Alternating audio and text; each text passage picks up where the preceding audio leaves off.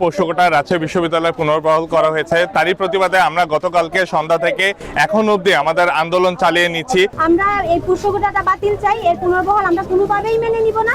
এই রাক্ষসটা আমরা বানচাল হতে দিব না। স্পষ্টভাবে বলে দিতে চাই, আজকের কর্মসূচি থেকে পোষ্যকোটা রাজশাহী বিশ্ববিদ্যালয় আর কখনো ব্যাক করবে না। একজন দিনমজুর বাবার সন্তান যদি মেধা দিয়ে কমপ্লিট করে শিক্ষা বিশ্ববিদ্যালয়ে ভর্তি হতে পারে, তাহলে আপনারা কিভাবে পিছিয়ে পড়া জনগোষ্ঠী, আপনারা কোন সুবিধা থেকে বঞ্চিত ছিলেন? আপনাদের সন্তানদেরকে বিশেষ সুবিধা দিয়ে বিশ্ববিদ্যালয়ে ভর্তি করতে হবে।